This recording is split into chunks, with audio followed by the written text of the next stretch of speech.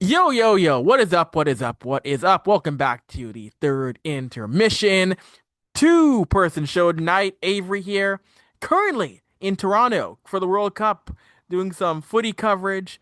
And I'm here with the one, the only, Troy Piper Bowen. What's going on, Troy?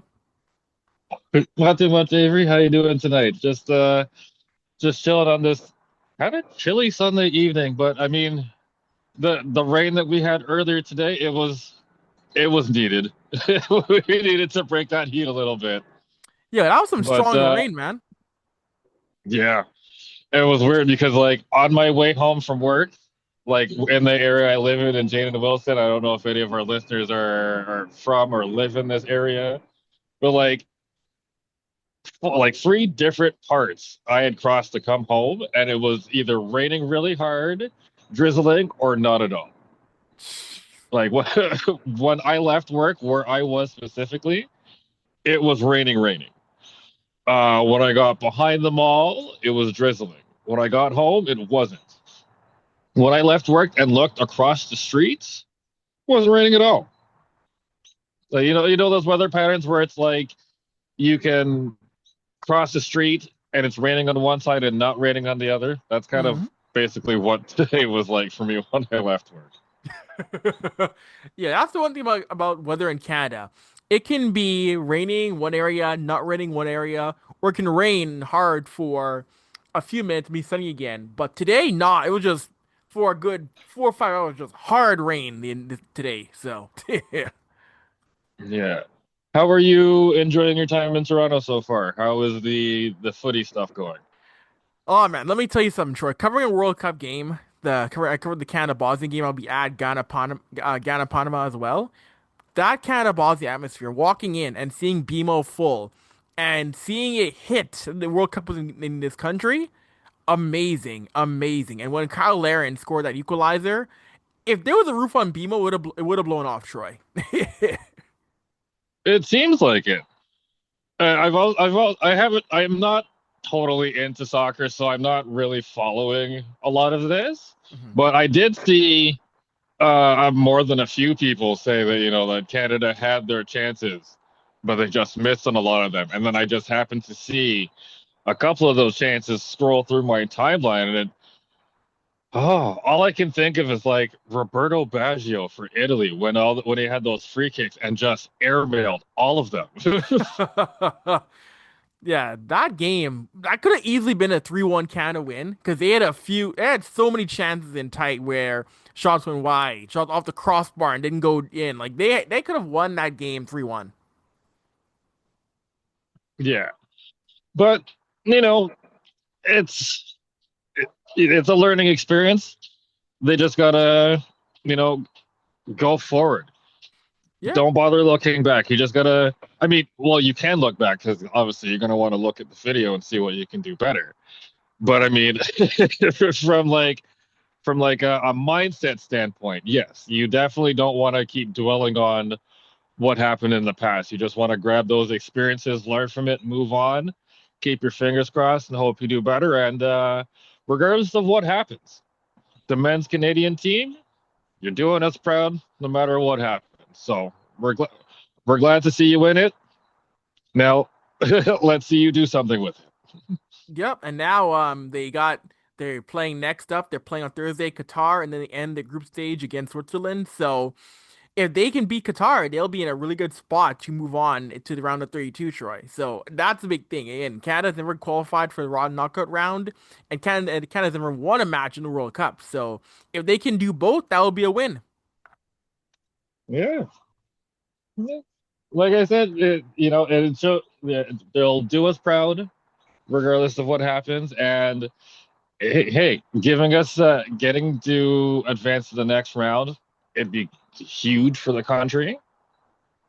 And if you get there, like anything can happen. But you just Absolutely. gotta stay focused. Just stay focused.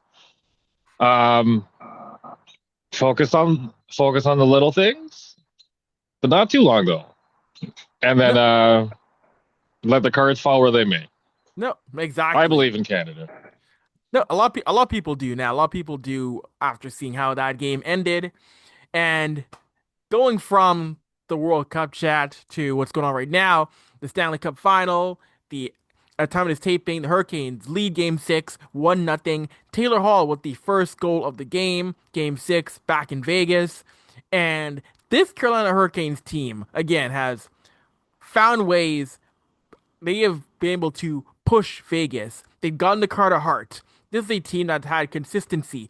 Guys like Shane Bear, Taylor Hall, Logan Stankoven, and Brandon Bussey. Bussey has come in relief for Frederick Anderson and played phenomenal in this series. If Carolina can hang on, there's more few options for the Conn Smythe out of Carolina in my mind, Troy. Absolutely. I mean, there's a lot of thinking that needs to be done based on whomever picks the winner for this kind of thing. I remember, I think like what it was either last week or the week before, where I was just like, there's absolutely no way that room has to run the bot out. So I feel like somewhere in there in those couple of days, in those few days, they they got the message. They got the message because now they're one win away from hoisting the cup for the second time. Um, and and like I said when I first mentioned the idea of him losing the room, I had also said that I think something was lost in translation. Um, and I feel like they they probably went back, looked at it, and was like, oh, okay, this is what he meant. And now Carolina's in a position to lift Lord Stanley. Um, I think in regards to the Conn Smythe, yes, they absolutely the voters have a handful of people to pick from.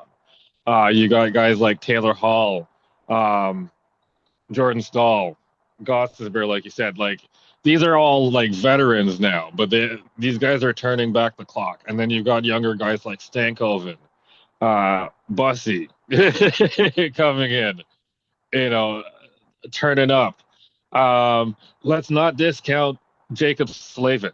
Yeah, Like he might not have a ton of points, but this dude's unreal. Like he's a stud defenseman for sure. Like I saw like the from at the time of this recording when Carolina went up 1-0. Like this man snuffed out a Vegas drive and sent Taylor Hall down the ice in behind the defense to set up that 1-0 goal. So I mean, like he's in consideration too. Um, yeah, like it's fun to watch. It's fun to see guys just out there having fun. And I would be remiss if I didn't mention Seth Jarvis. yep. Like uh, again, a lot of people look at guys who are producing points, the guys who are driving this team. You know, sometimes the your best player doesn't put any points on the board. You know what I mean? Like you can play a strong ass game and not get any points, but most people don't look at that. They look at stats, and they're just everything today is just driven by numbers as opposed to just looking at gameplay as well too. Like it, and I think Seth Jarvis has done a tremendous job of doing what he can to help his team, even though he's not producing like people expected. Um, if I had to pick somebody, I probably wouldn't. I would probably try to find to see if there's some kind of loophole where everybody can get it, because like how with the way that Carolina is running things right now, like how do you just say it's one guy? You can't. I mean, it wouldn't. I mean, I'm sure there's a rule somewhere that would allow Conn Smythe winners, but yeah, they would never do that. Yeah, But no, but no, they wouldn't. yeah, no, but I hear what you're saying. I hear what you're saying though, Troy. It's been a complete team effort in Carolina, and we've seen that buy-in again into Rod Brindamore. And if the Hurricanes do win this cup, to me, Rod Brindamore is the GOAT Hurricane. He's the GOAT Hurricane for what he's done as a player and as a head coach. He's the GOAT Carolina Hurricane in my mind. If they do win. Yes. Absolutely. Oh, Yeah, like Rod Brindamore, even though he's mostly like, geez, like people forget he's played in Philadelphia because he's been a Hurricane for so long. Like inside and out, like when you think Carolina Hurricanes, like the first two names that you think of, like if you've been following the team since it moved from Hartford, the first two names you probably think of is Rod Brindamore and maybe Cam Ward. And these guys now they're etching their name in Carolina history. So there's going to be more household names, but yeah, Rod Brindamore is going to be a hard one to top for anybody. no, exactly. And I thought it'd be tough. I thought it'd be tough, to ever top guys like an Eric Stahl or a Ron Francis. But I think Brindamore is going to top them at the end of the day. Oh, for sure. No, yeah, I definitely think Rod's gonna find a way to overcome them. And also moving on from the Cup Final and playoff talk. So, other news we learned recently around the league: Darnell Nurse has formally asked for a trade out of Edmonton. He has agreed it's time for a fresh start, and what it sounds like, it's a list among 3 to 5 teams. Preference Eastern Conference. Doesn't want to play in Canada. It doesn't want to play a Canadian team any further. So most likely an Eastern American franchise. There's been talk that the Flyers are interested in Darnell. So interesting to see where he ends up, Troy. Where do you see Darnell going if we do want to narrow things down to teams in the Eastern Conference in America? Um, Geez. I mean, I can absolutely see the Edmonton Oilers messing this up. Like 100%. Because if they were even thinking about Mike Babcock, imagine where they're going to try to send him. Like there's no adult in the building, let alone in the room over there. Okay, like I I don't know what's happening. I feel like they're gonna mess this up tremendously. Um, I, however they manage to do it, whether it's a 2 team or a 3 team trade, and you got to throw in an unfortunate Oilers just to sweeten this deal. I feel like they're gonna flub this hardcore. Where does he end up? Um,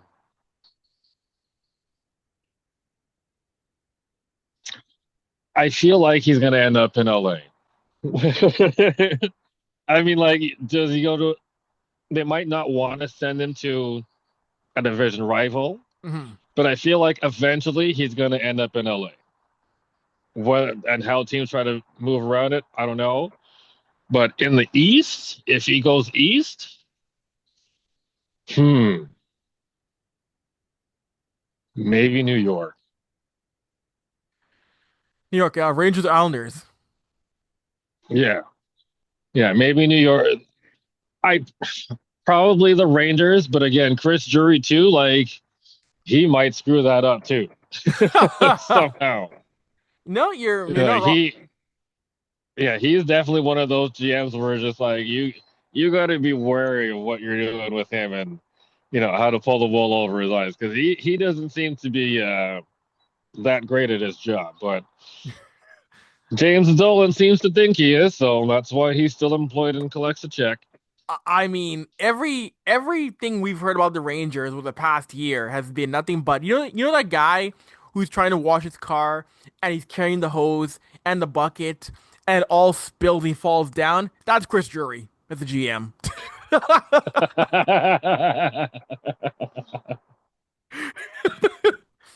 Yeah, just nothing but slip ups.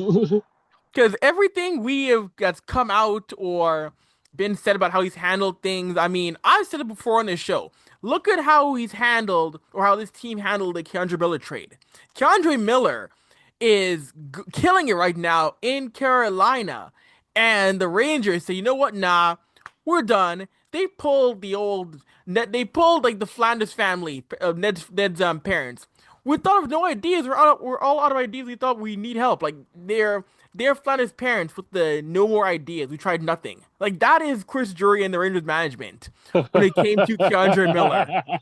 That's what it was, Troy. You say that you saying that just now. There's a specific Simpsons reference spot to that, um, with Ned Flanders of all the characters, um, with his mom and dad. So because it explains why Ned is so strict and everything, right? So his dad's a Yes. hippie, so is his mom. And I'm sure you know which scene I'm talking about. Where like I think one of Mm-hmm. them's a painter or a musician or something, Yep. and it just I guess Ned says something, and then they're just like, "Oh, we tried everything, man. Nothing works." And meanwhile, they didn't do anything. It is just like that's what it feels about with how the Rangers horribly flubbed Kendra Miller, who is again proven to be a stud, a someone who is gonna have a 12 to 13 year career probably in Carolina as a guy who's become a fan favorite very quickly for the Hurricanes. So, but you mentioned Darnell to LA. That's the one team that's come out that probably is in that Darnell probably would go to in the Western Conference is Los Angeles. So when it comes to the East, I think hearing about Philadelphia or Philly in play in the rumors, again, we talked about it right there. If you're smart, I try to get Owen Tippett out of Philadelphia. That's guy target, Owen Tippett, to try and get him back for Darnell Nurse. But I don't know if the Flyers would go for that. I'm not sure if they would do that, but that would be my target, get Owen Tippett to the Western Conference for Darnell. Yeah, I don't know if the Flyers would give him all in Tippett or not. I mean, they'd probably entertain it, but because Darnell's out of what, like nine, just over 9 mil.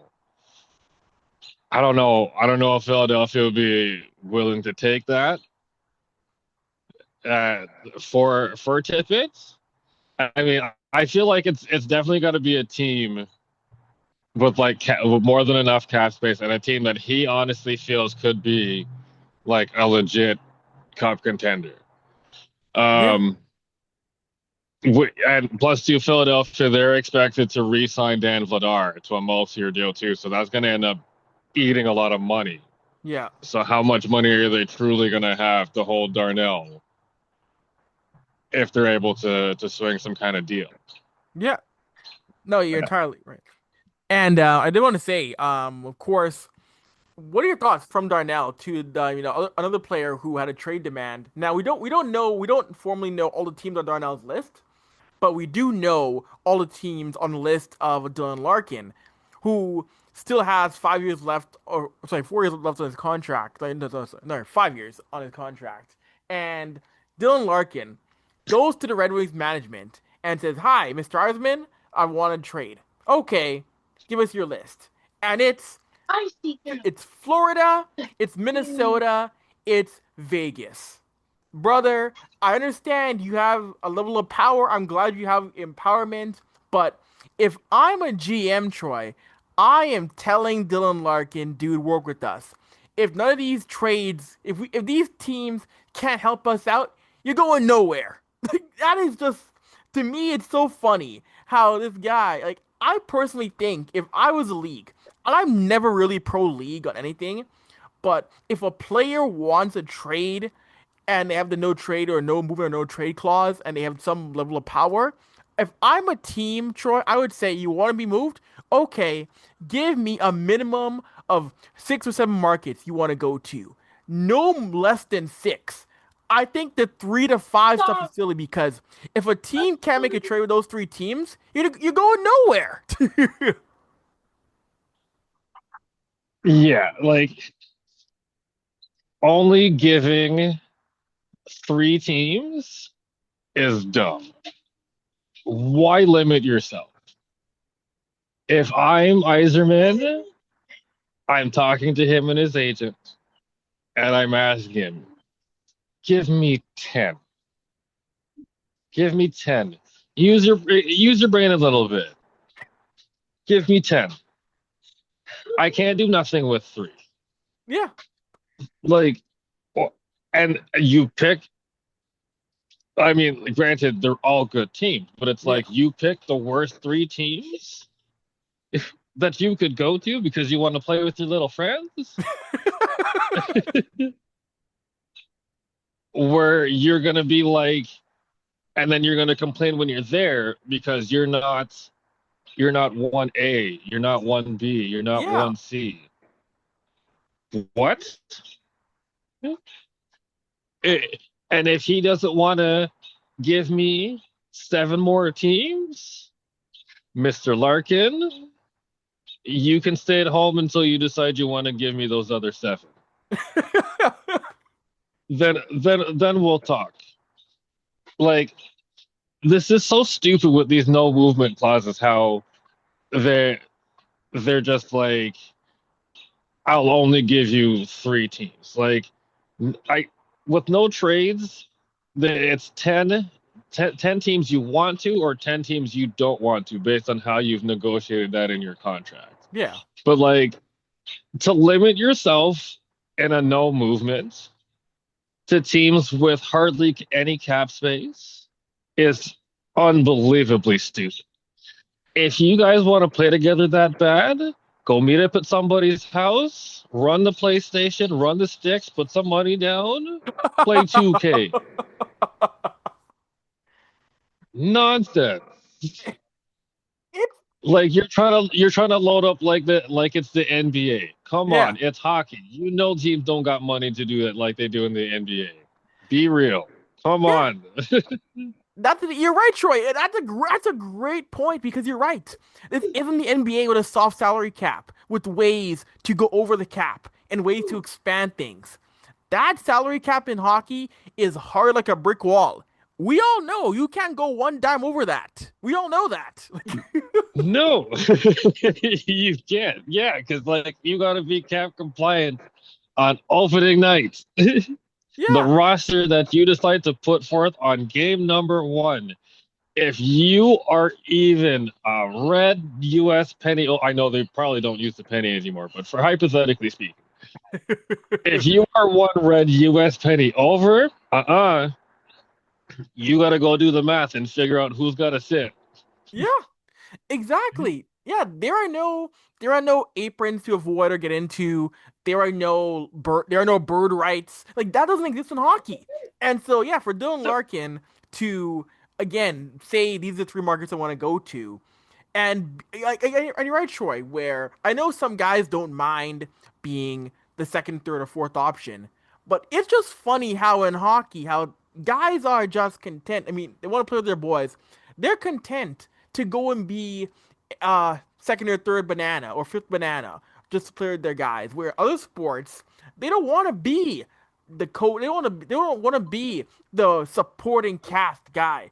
They want to be the guy, and I guess it shows the hockey culture mentality of how hockey players think compared to basketball, baseball. But it's also why, in a sense, why this league struggles with attention, with exposure, because a lot of guys don't want to be the man. They don't want to be the star in certain markets. They're content to be in the background. And some guys can do that, sure, but I wish more guys said no.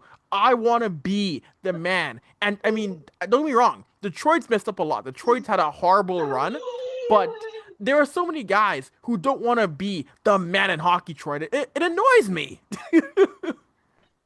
I don't get it either. I mean, why wouldn't you? Why wouldn't you? I mean, like, look at guys like who have been lifers for their teams. Crosby, Ovechkin, Malkin. Like, I mean, granted, Malkin and Crosby are on the same team, Mhm. but I mean, like, those are those kind of the type of dudes where it's just like, yeah, I want that. Give me that. McDavid. Matthews, Yeah.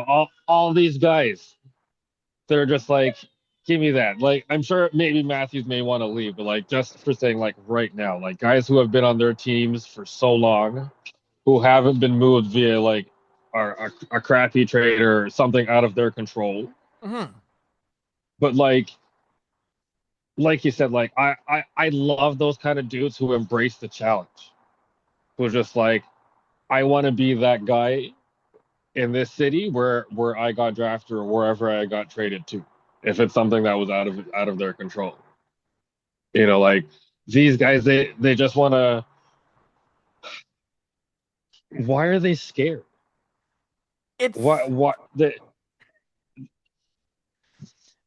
just want to play and collect a paycheck kind of thing. Like,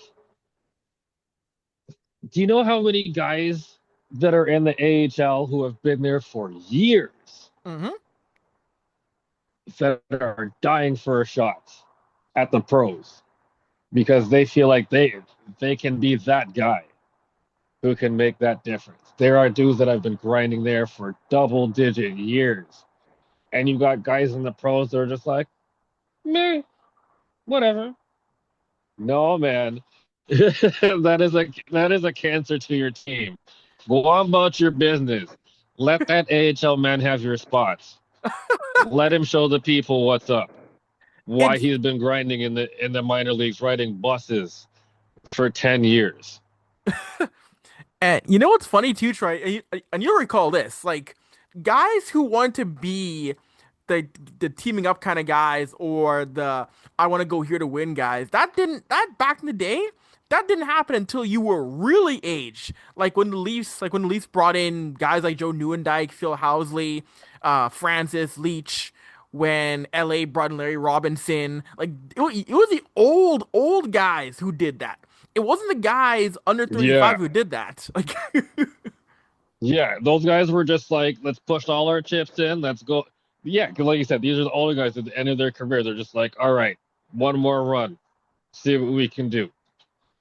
And that was cool. And that was okay back then because these are guys that are already established who have like their own kind of stamps on records and place in the history books and what have you.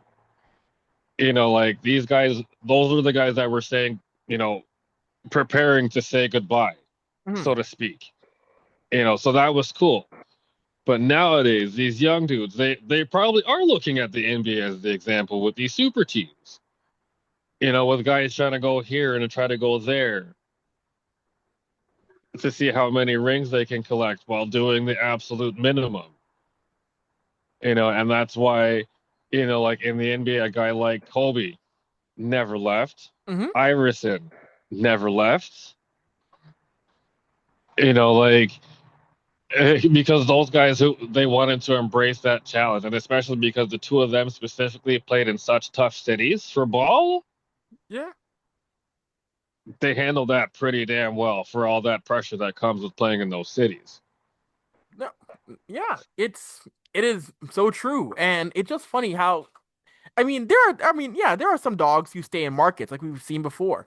Guys like Crosby, like guys like McDavid, et cetera, et cetera, et cetera. Guys who like that challenge, want that pressure. But there are still so many guys who I understand your preferences, but you really want to go to in certain market where I get you want your privacy, but don't you ever crave wondering what if I was on that team? I mean, yeah, yes, pressure comes. Yes, there's media exposure, but the idea of, but if I was an NHL player, I wouldn't want to play in a market where either I'm, you know, the fifth co-star on a roster. That'd be boring. Yeah, that is true. Yeah. I mean, like, who doesn't want that town folklore legend status? Like I get it if you know as an NHL player that like you're not going to be any of the first three options on your team, but and you just decide to change your game to be a role player game. Cool. But like if you know that you have the skills and talents to be that guy, go be that guy. Don't shy away from things. Just do what you did that got you where you were. Just because you're collecting money now doesn't give you an excuse or a reason to sit back and relax or not play as hard or, not try as hard. You're a pro. Show us why. Yeah.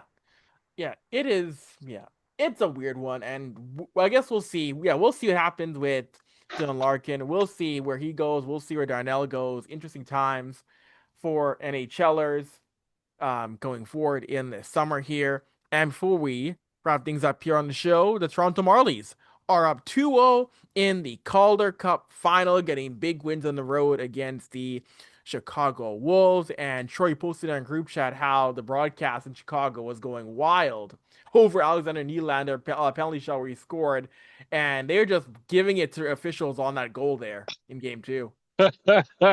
Listen, like I get being a Homer broadcaster, but like at least know the rules, my guy. Like what? What do you? I mean, sure, on first glance, in real time, and whatever, what, and I guess because maybe they're there, maybe they're in Toronto looking at that, and depending on their angle too. Like they might say, "Oh, that's a BS call or whatever." But like, if you're still admitting that it's a penalty, why couldn't it be a penalty shot? Because I mean, like, what the guy did, it did affect the shot, and that's the criteria for a penalty shot. If you're in stride while you're trying to take the shot, and Hmm. a defender affects that somehow without touching the puck, penalty shot. Yeah. Yeah, no, you're right in that, Troy. And yeah, that was a full on crash out on the broadcast for Chicago, but that was hilarious. That was funny. Yeah, that and like I wonder how long they're gonna keep that up because like they are getting eaten alive in that comment and quote tweets because like what do you mean you're gonna complain that hard and don't even know the rule? That's Like make it make sense. that's like that is the thing in which you know what, if I'm if I'm the Wolves, if I'm the Wolves head of broadcasting or head of communications, honestly, I'm telling, or if I'm Flow Hockey, I'm telling you, I understand the passion is there, I understand it, but tone it down just a little bit because that was ridiculous. Yeah. Oh man. So, with that being said, game three, and game four, and game five, if necessary, will be held in Toronto. Game three on Tuesday, game four on Thursday. So there's a chance, hey, Leaf fans, Toronto hockey fans, there's a chance for you to see a championship in Toronto this summer if you want to go to game three and game four, or game five. Yeah. Go support your Marlies. Go little Leafs go. I guess. Tempo's still doing strong. So if you're out and about in Toronto, if you can manage the traffic, go see them too. Go check out the women's game. Unfortunately, they lost tonight, but they're still a great team to watch. So don't miss out. No, exactly. They are. And Coca-Cola and that area, the area by Coca-Cola and by Exhibition, that is getting the most action it's had in years between the AHL, WNBA, and World Cup, Troy. It's wild. Yeah. Well, city's seeing lots of action. So get out where you can. Support the support the people. Them come see us. We're not as bad as people think. you know, No, Things are exactly. expensive, but that's not our fault. That's the government. So if you see Doug Ford, box him one time for the rest of us. Yeah, this guy. Oh my goodness. With that being said, we'll wrap things up here on third intermission. For Troy, I'm Avery. Thank you all for letting us grace the space in between your head top. And don't forget, drink your water. Drink water and mind your business. Like the man said, we are out of here. Deuces. Deuces.